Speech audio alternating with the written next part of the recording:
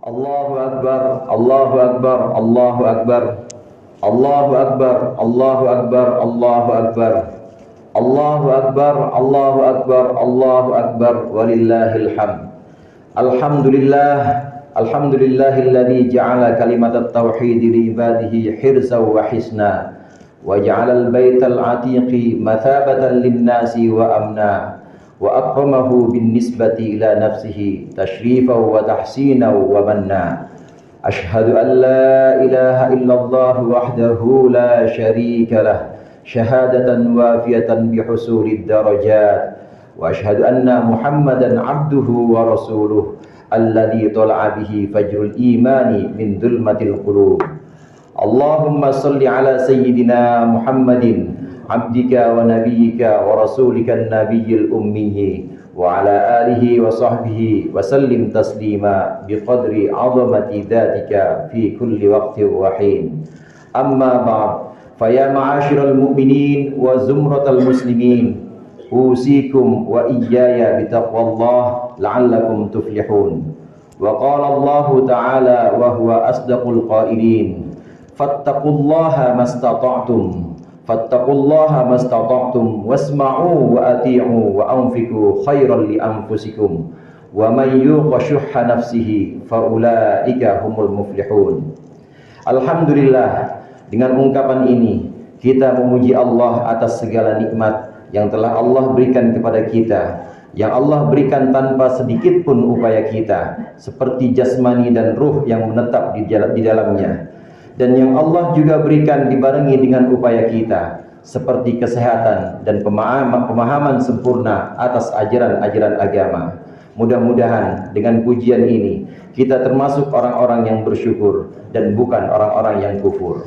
Allahumma salli wa sallim ala sayyidina Muhammad. Dengan doa ini kita berselawat atas Nabi kita, baginda Nabi besar Nabi Muhammad sallallahu alaihi wasallam. Allah subhanahu wa ta'ala senantiasa melimpahkan salawat dan salam kepada Nabi Muhammad, kepada keluarga, sahabat-sahabatnya, dan semoga kita yang selalu mengikuti ajaran-ajarannya. Kemudian daripada ini, khatib berpesan, bertakwalah kepada Allah dengan segenap upaya kita, semampu kita. Bertakwalah sebisa kita. Sesungguhnya Allah tidak memaksakan seseorang kecuali dengan kemampuan orang itu. Taatilah Allah dan Rasul-Nya dengan melaksanakan semua yang wajib dan menjauhkan semua yang haram-haram. Lebih utama lagi jika kita bisa melaksanakan juga perintah-perintah sunnah dan juga menjauhkan larangan-larangan yang makruh. Sebagai bukti ketaatan kita, insya Allah takbir kita sejak kemarin, salat fardu dan sunnah kita pagi ini, mudah-mudahan termasuk ibadah yang diridhoi oleh Allah. Amin ya rabbal alamin. Hadirin jamaah rahimakumullah, 10 Dzulhijjah adalah satu dari beberapa syiar agama Islam. Haji yang dilakukan di bulan ini adalah satu dari 5 rukun Islam yang kita kenal, satu pokok dari 5 fondasi Islam: syahadat, salat, puasa Ramadan, zakat dan haji kita. Jika syahadat, salat dan puasa adalah ibadah ragawi, ibadah badan, lalu zakat adalah ibadah harta, maka haji adalah ibadah yang menggabungkan upaya raga dan juga harta kita. Allahu Akbar, Allahu Akbar, Allahu Akbar, walillahil hamd. Sejatinya semua ibadah punya tujuan yang sama.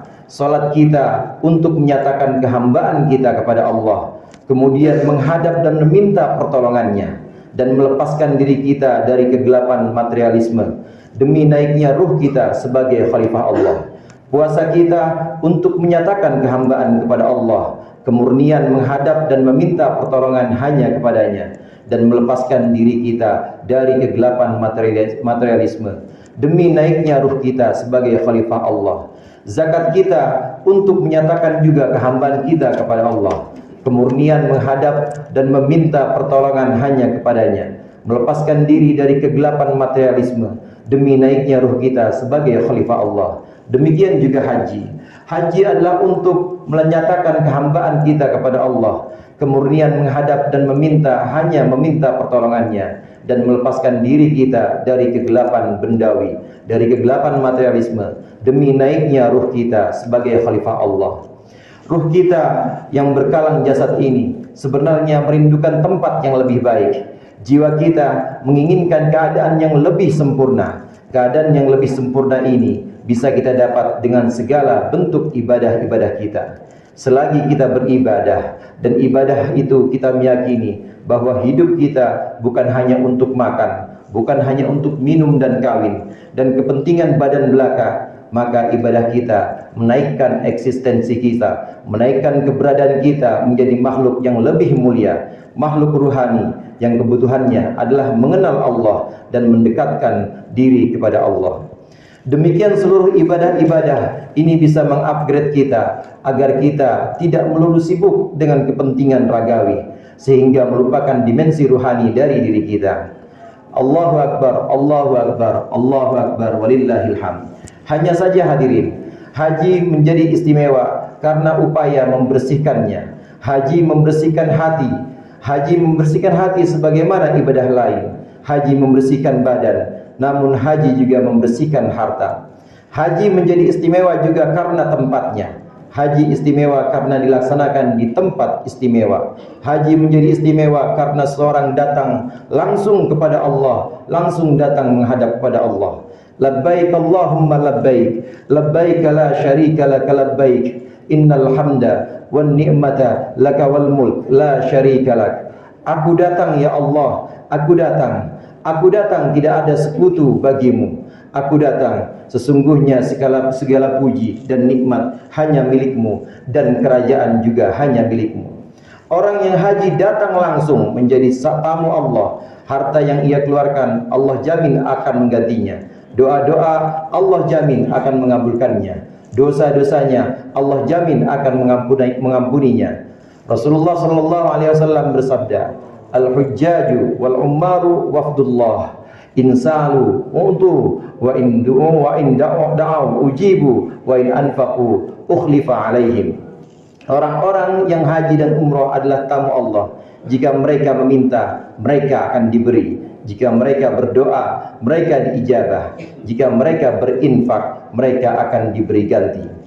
Lebih dari itu, orang yang haji bisa memberi syafaat kepada 400 kerabatnya. Rasulullah sallallahu alaihi wasallam bersabda, al-hajju yushaffa'u fi arba'ati mi'atin min ahli baitih. Seorang haji bisa memberikan syafaat kepada 400 penghuni rumahnya. Demikian sabda Rasulullah sallallahu alaihi wasallam. Dalam kesempatan lain Rasulullah sallallahu alaihi wasallam bersabda, man jaa hajjan yuridu wajhallahi ghafarallahu lahu ma taqaddama min dhanbihi wa ma ta'akhkhar wa syuffi'a fi man da'a lahu. Siapa yang datang dari haji dengan menginginkan hanya ridha Allah saja, maka Allah mengampuni dosanya yang telah lalu, dan Allah mengampuni dosa yang akan datang baginya. Dan orang ini diberi wewenang memberi syafaat kepada orang yang ia doakan. Allahu Akbar, Allahu Akbar, Allahu Akbar, walillahil hamd. Haji merupakan satu dari ajaran-ajaran Nabi Ibrahim alaihissalam. Demikian juga kurban. Pada awalnya kurban pertama kali dilakukan oleh dua anak Nabi Adam. Qabil mengorbankan hasil peternakannya, yaitu seekor kambing gibas besar yang sangat gemuk. Qabil mengorbankan hasil pertaniannya. Allah menerima kurban Habil, membawanya ke langit. Allah menolak kurban Qabil dan ia pilihkan dari hasil tani yang buruk dan membiarkannya tetap ada di bumi.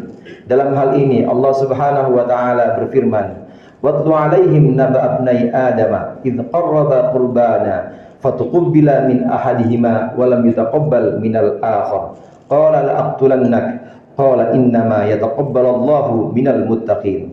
Dan bacakanlah kepada mereka cerita dua anak Adam dengan sebenarnya. Ingatlah ketika keduanya berkurban untuk mendekatkan diri kepada Allah, maka satu dari mereka diterima dan yang lain ditolak. Yang ditolak berkata, aku bunuh engkau. Yang diterima berkata, sesungguhnya Allah hanya menerima dari orang-orang bertakwa. Inilah kurban pertama yang dilakukan oleh anak manusia. Dalam perjalanan sejarah, Nabi Ibrahim berkurban dengan menyembelih anaknya. Penyembelihan ini berdasarkan wahyu Allah dalam mimpinya. Karena kesetiaan Nabi Ibrahim dan putranya kepada Allah, Allah menebus putranya dengan kambing gibas, seekor kambing gibas besar yang sangat gemuk yang dulu dikurbankan oleh Habil dan dibawa ke langit. Allah Subhanahu wa taala berfirman, "Wa nadainahu ayya Ibrahim qad saddaqta ar-ru'ya inna kadzalika najzil muhsinin inna hadza lahuwal bala'ul mubin wa fadainahu bidzibhin 'adzim wa tarakna 'alaihi fil akhirin." Dan kami berseru, "Wahai Ibrahim, kau telah melaksanakan mimpimu. Sungguh demikian kami membalas orang-orang yang berbuat baik. Ini adalah ujian yang nyata." Dan kami menebusnya dengan sembelihan yang besar, dan kami tinggalkan tradisi penyembelihan ini untuk orang-orang setelahnya. Hadirin jamaah rahimakumullah, demikian kurban yang kita lakukan hari ini dan 3 hari ke depan diajarkan oleh baginda Nabi besar Muhammad sallallahu alaihi wasallam, diturunkan dari millah Nabi Ibrahim, dari tradisi agama Nabi Ibrahim. Penyembelihan kurban sebagai cara kita untuk mendekatkan diri kepada Allah sekaligus mendekatkan diri kepada manusia. Allah Subhanahu wa taala berfirman, "La yanalallaha luhumuha wala dima'uha, walakin yanaluhu taqwa minkum.